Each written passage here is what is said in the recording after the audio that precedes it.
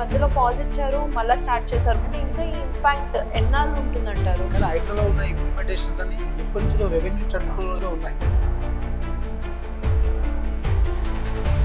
Digital media త్రూగా మనకి promotions and all వల్ల కూడా రియల్ ఎస్టేట్ గ్రోత్ బాగుంది. కానీ ఇందులో వచ్చే ప్రతి యాడ్స్ మనం నమ్మొచ్చు అంటారు. డిజిటల్ కాదు, మాన్యువల్ కూడా అన్ని నమ్మలేదు. సో ఏదైనా వెరిఫై చేయాల్సిందే.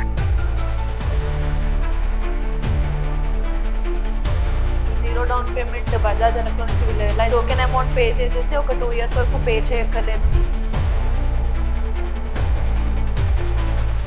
చందనం వెంచర్స్ అని కూడా సేల్స్ జరుగుతున్నాయి. 12 years తర్వాత మీకు ఇంత అమౌంట్ వస్తుంది, ఆల్మోస్ట్ మీరు క్రోర్స్ లో రిటర్న్స్ చూస్తారు అని చెప్పేసి అంటారు. అంటే కొన్ని కంపెనీస్ చేస్తున్నాయండి, చాలా రోజు నుంచి జరుగుతుంది.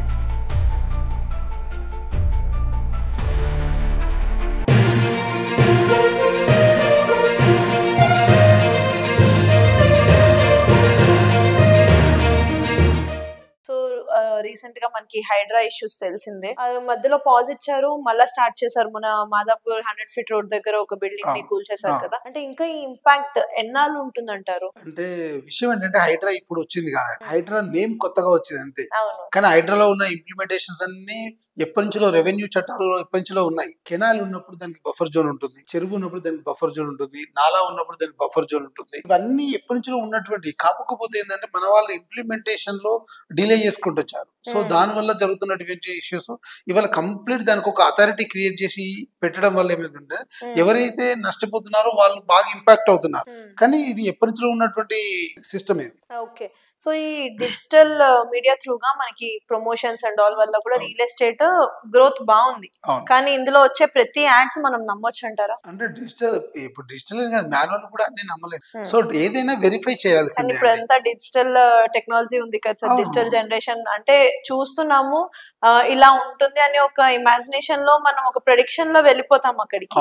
అంటే అక్కడ కన్స్ట్రక్షన్ కి కనిపిస్తుంది, కానీ ఎండ్ ఆఫ్ ద డే అది అవుట్పుట్ అలా రాదు. నేను ఏమంటున్నానంటే మీ దగ్గరికి ఏదైతే ఎంత స్పీడ్ గా వస్తుందో మీరు అంతే స్పీడ్ గా చెక్ చేసుకునే ఫెసిలిటీస్ మన దగ్గర ఉన్నాయి.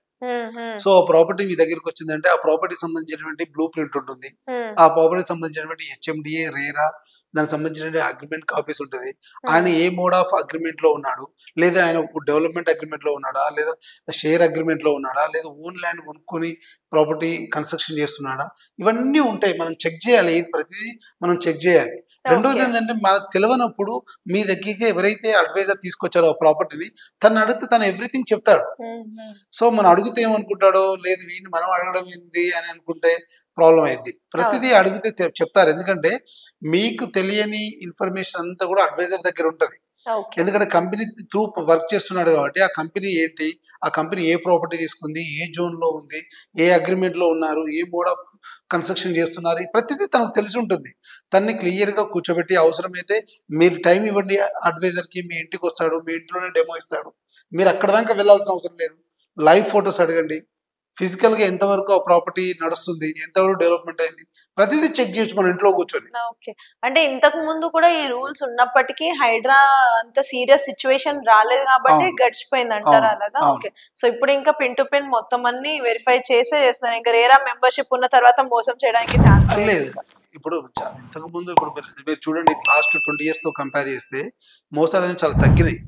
బట్ ఏంటంటే కొంతమంది వైట్ కలర్ ఫ్రాడ్స్ ఉన్న తర్వాత కొన్ని జరుగుతున్నాయి. బట్ ఏంటంటే వాటిని కూడా అవి కొద్దిగా తగ్గిపోతాయి, ప్రాబ్లం లేదు. బట్ ఏంటంటే నేనేం చెప్తానంటే ప్రీ లాంచ్ వెళ్ళకపోవడం బెటర్. ఇప్పుడు మీరు ఇంత కష్టపడి సంపాదించిన డబ్బులన్నీ ఎవడో ప్రీ లాంచ్ పెట్టి వాడికి ఏగానే వాడు తెల్లారి బోర్డు తిప్పేసి వెళ్ళిపోయినప్పుడు నష్టపోయేది మీరే కదా. సో కొన్ని కంపెనీస్ ఉన్నాయి, వాళ్ళని బిలీవ్ చేయొచ్చు, బికాస్ ఆఫ్ బ్రాండ్ మీద బిలీవ్ చేయొచ్చు. కానీ అట్లా కూడా కొద్దిగా ఇబ్బందితో కూడుకుంది. ఎవరు ఎప్పుడు ఏం జరుగుతుందో, ఎవరు ఫైనాన్షియల్ మేనేజ్మెంట్ ఏంటో మనకు తెలియదు ఇప్పుడున్న సిచ్యువేషన్ లో. సో ఏంటంటే మనకున్నంత డబ్బులు మనకున్నంత పరిధిలో వెళ్ళడమే బెటర్ అని చెప్తాను నేను. ఓకే. మరి నష్టాల్లో కబ్జా అనేది ఒక పార్ట్ ఆఫ్ దిస్ కదా. అసలు ఈ కబ్జా అనేది ఎలా జరుగుతుంది అంటే మీరు చెప్పినట్టు వెరిఫికేషన్స్ అయితే మన పేరు మీదకి మారుతుంది, స్టిల్ వచ్చి కబ్జా జరిగిందంటే ఈ ప్రాపర్టీ కబ్జాలో ఉంది అని అంటారు. అసలు అంటే ఏంటి? అలా జరగకుండా క్లయింట్స్ తీసుకోవాల్సిన జాగ్రత్తలు ఏంటి? అంటే ఇప్పుడు కబ్జా సిస్టమ్ అనేది చాలా తగ్గిందండి. ఎందుకంటే ప్రతిదీ కూడా కూడా డాక్యుమెంటేషన్ వెరిఫై అవుతుంది, డిజిటలైజ్ అవుతుంది, ప్రతిదీ స్ట్రీమ్ లైన్ లోకి వచ్చేసాయి కాబట్టి ఇప్పుడు లేదు. ఓల్డెన్ డేస్ లో ఏంటంటే ఏదో ఒక చిన్న ఇష్యూని బేస్ చేసుకొని ఆ యొక్క ల్యాండ్ పొజిషన్ లో ఎవరున్నారు అటువంటి ఇష్యూస్ బేస్ చేసుకొని కొంతమంది పొజిషన్లోకి వెళ్ళి బెదిరించేవాళ్ళు, కానీ ఇప్పుడు ఆ సిస్టమ్ లేదు. ఎందుకంటే ఓల్డ్ ల్యాండ్స్ ఉంటాయి, ఆ ల్యాండ్ ఓనర్ అక్కడ ఉండడు. సో అది క్యాచ్ చేసుకొని అంటే వీళ్ళు పోయి ఆ పొజిషన్ లో ఉంటారు, పొజిషన్ లో ఉండి బెదిరించి ఎంతో కొంత డబ్బులు లాగడం అలాంటి చేసేవారు. కానీ ఇప్పుడు అలాంటివి లేవు. అందరూ కూడా వాళ్ళ యొక్క ఓన్ ల్యాండ్స్ కానీ ఏదైనా ప్రాపర్టీ కానీ ఏదైనా ఫ్లాట్ కానీ ప్లాట్ ఉన్న దగ్గర బౌండరీ వాళ్ళు పెట్టుకుని సెక్యూరిటీ పెట్టుకుంటున్నారు. అది ఓల్డెన్ డేస్ లో ఏంటంటే ఎక్కువ ల్యాండ్స్ ఉండేవి, ఫోకస్డ్ గా ఉండేవాళ్ళు కాదు, మన భూమిని ఎవరు ఎత్తుకుపోతారు అనేది ఇది ఉండేది కాబట్టి అట్లా జరిగేది. కొంతమంది ఉండేవాళ్ళు. సో ఇప్పుడు మొత్తం స్ట్రీమ్ లైన్ అయిపోయింది కాబట్టి ఇంకా ఈ మోసాలు కబ్జాలు ఇవేమైతే ఉన్నాయో అవి బాగా తగ్గిపోయాయి. చాలా తగ్గిపోయాయి. ఓకే, చాలా శాతం తగ్గాయి. బట్ ఇంకా స్టిల్ కొంచెం అవి కూడా తగ్గిపోవచ్చు ఇంకా ఫర్దర్ గా. తగ్గుతుంది, ఎందుకంటే అంత చదువుకున్న వాళ్ళే ఉన్నారు, మేబీ అటువంటి ఇష్యూస్ కు వెళ్లకుండా ఉండే వాళ్ళే చాలా మంది ఉన్నారు. ఇప్పుడు ఇంకోటి చట్టాలు కూడా పీడీ యాక్ట్ దాకా వచ్చాయి.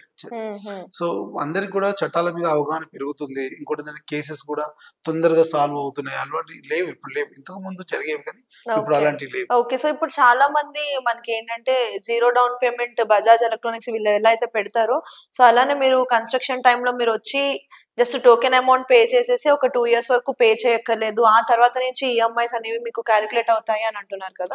సో దీంట్లో బ్యాంక్ ఇష్యూస్ ఎంతవరకు రిలేట్ అయి ఉన్నాయి అంటే ఇవి నమ్మొచ్చు అంటారా? అంటే ముందే వాళ్ళు project loan taken by so and so bank అని మెన్షన్ చేస్తారు.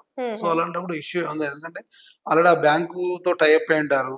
రెండవది ఏంటంటే వాళ్ళకి ఆల్రెడీ హెచ్ఎండిఏ రేరా వస్తేనే కన్స్ట్రక్షన్ కి పర్మిషన్ వచ్చి ఉంటుంది. సో వాళ్ళకి పట్టే రేరాలో కండిషన్ ఉంది 2.5 years లో ఆ ప్రాజెక్ట్ కంప్లీట్ చేయాలి, సైజ్ ఆఫ్ ది ప్రాజెక్ట్ బట్టి. సో అలాంటప్పుడు ప్రాబ్లం ఏమి ఉండదు. సో నమ్మొచ్చు అంటారు. మరి ఇలా ఉన్న ప్రాపర్టీస్ ఏమైనా సజెస్ట్ చేస్తారా? అలాంటివి చేయొచ్చు, ఎందుకంటే అప్రూవ్డ్ వచ్చేసి అండర్ కన్స్ట్రక్షన్ లో ఉన్న ప్రాజెక్ట్ లో ప్రాబ్లం లేదు. ఇంకోటి ఏంటంటే project approve by so bank అంటే వీళ్ళకి ఫైనాన్షియల్ గా వీళ్ళ దగ్గర అమౌంట్ తో పాటు కొంత బ్యాంక్ నుంచి సపోర్ట్ చేస్తుంటారు. సో అలాంటప్పుడు ప్రాబ్లం ఉండదు. సో భూమి లేదు, ల్యాండ్ లేదు, అప్రూవల్స్ లేవు, అయినా మేము ప్రాపర్టీ అమ్ముతున్నాము అంటే అప్పుడు కొనేటప్పుడు అప్పుడు ఇష్యూ అవుతుంది. ఓకే, అంటే ఇది ఓన్లీ ఓపెన్ ప్లాట్స్ కి ఏమన్నా యూజ్ అవుతుంది అంటే ఓపెన్ ప్లాట్స్ కి కూడా హెల్ప్ఫుల్ ఉంటుంది. సేమ్ కండిషన్ అక్కడ కూడా హెచ్ఎండిఏ రేరా వచ్చింది, ల్యాండ్ ఉంది, ఇప్పుడే గ్రాడ్యువల్ గా ఇప్పుడే starting stage of the open flat development ఉంది, రోడ్ కట్టింగ్స్ ఉన్నాయి, ఎంట్రన్స్ ఆర్చ్ ఉంది, నో ప్రాబ్లం. ఎందుకంటే దానిలో 2.5 years టైం ఉంటుంది. మార్టిగేజ్ ప్లాట్స్ ఆల్రెడీ వాళ్ళు మార్టిగేజ్ చేసి ఉంటారు. సో ఆ పర్టికులర్ ఏ విలేజ్ అయితే ఆ విలేజ్ గ్రామ పంచాయతీకి మార్టిగేజ్ చేసి ఉంటాయి, హెచ్ఎండి ఫోకస్డ్ గా అబ్జర్వ్ చేస్తుంటది. సో అలాంటప్పుడు ప్రాబ్లం ఏమి ఉండదు. ఇన్స్టెన్షియల్ కొనుక్కోవడం వల్ల లాభమే ఉంటుంది అట్లా ఉంటుంది. ఎందుకంటే ఎవ్రీ 3 to 6 months ఒకసారి ప్రైస్ ఇంప్లిమెంటేషన్ ఉంటుంది అక్కడ కూడా. ఎందుకంటే ఇన్స్టెన్షియల్ లో ప్రైస్ 30% సేల్ వెళ్ళిపోవడం కోసం తక్కువ చేసిస్తారు, ఆ తర్వాత వెళ్ళిన కొద్ది 500,000 rupees per square yard పెంచుకుంటూ వెళ్ళిపోతారు. సో అలాంటప్పుడు ఇన్స్టెన్షియల్ లో ప్రాపర్టీ కొనుక్కోవడం వల్ల అడ్వాంటేజ్ ఉంటుంది. ఓకే, ఇప్పుడు చాలా మంది వ్యవసాయ భూముల్ని కూడా వెంచర్స్ కింద మార్చేసి సేల్స్ చేస్తున్నారు. సో దీని వల్ల మనకి ఫర్దర్ గా అంటే ఇప్పుడు హైడ్రా ఎలా అయితే వచ్చిందో తర్వాత రేపు నాడు వేరే ఏమైనా వచ్చే ఛాన్సెస్ ఉన్నాయా అంటే నమ్మొచ్చా ఈ వెంచర్స్? అంటే అగ్రికల్చర్ ల్యాండ్ ని వెంచర్ చేయడే ప్రాసెస్ లేదండి ఇప్పుడు. ఎందుకంటే agriculture land venture direct venture చేయడానికి లేదు. అగ్రికల్చర్ ల్యాండ్ ని వెంచర్ చేయాలంటే ప్రాసెస్ ఉంటుంది. అది దాన్ని మ్యూటేషన్ చేయాలి, నాలా కన్వర్షన్ చేయాలి, అప్పుడు ఎల్పీ నెంబర్ కి పోవాలి, ఇదంతా ప్రాసెస్ ఉంటుంది. డైరెక్ట్ వెంచర్ ల్యాండ్ ని డైరెక్ట్ ఫ్లాటింగ్ చేయడానికి లేదు, చేసిన సబ్ రిజిస్ట్రార్ ఇప్పుడు యాక్సెప్ట్ చేయట్లేదు. ఇలానే చాలా ఎర్రచందనం వెంచర్స్ అని కూడా సేల్స్ జరుగుతున్నాయి. 12 years తర్వాత మీకు ఇంత అమౌంట్ వస్తుంది, 50% మీకు బ్యాక్ వస్తుంది, ఆల్మోస్ట్ మీరు క్రోర్స్ లో రిటర్న్స్ చూస్తారు అని చెప్పేసి అంటారు. అసలు నిజంగానే వస్తాయంటారు? అంటే 12 years వరకు వాళ్ళు అసలు మనకి ఆ రిలేషన్ అనేది ఉంటుందా వాళ్ళతో? అంటే కొన్ని కంపెనీస్ చేస్తున్నాయండి, చాలా రోజుల నుంచి జరుగుతుంది. అంటే మన దగ్గర ఎర్రచందనం ప్లాంటేషన్ పెరగడం అయితే చాలా బాగా గ్రోత్ ఉంది. బట్ ఏంటంటే దానిలో స్టెమ్ ఎంత వరకు ఉంటుంది అనేది మనం చెప్పలేము. అంటే మన దగ్గర స్టెమ్ యొక్క స్ట్రెంత్ బట్టే మన ప్రైస్ అనేది వస్తుంది. సో అందులో కూడా ఏంటంటే కొంతమంది డిటిసిపి వెంచర్లలో రెడ్ శాండల్వుడ్ ప్లాంటేషన్ ఇస్తున్నారు 50-50 రేషియోతోని, 60-40 రేషియోతోని. మన హైదరాబాద్ సరౌండింగ్ లో కూడా కొంతమంది డిటిసిపి లో కూడా ఇస్తున్నారు. లాంగ్ టర్మ్ ఇన్వెస్ట్మెంట్ కింద వెళ్ళే వాళ్ళు ఏంటంటే అసలు లాంగ్ టర్మ్ ఎట్లా ఫ్లాట్ కొంటున్నారు కదా, దాంతోపాటు ఒక 12 ప్లాంటేషన్ 6 ప్లాంటేషన్ ఇస్తాము, అందులో మేము మెయింటైన్ చేస్తాం కాబట్టి మీకు 50 మాకు 50 ఎట్లా ఫ్లాట్ మీదే కదా అనే రేషియోతో చేస్తున్నారు.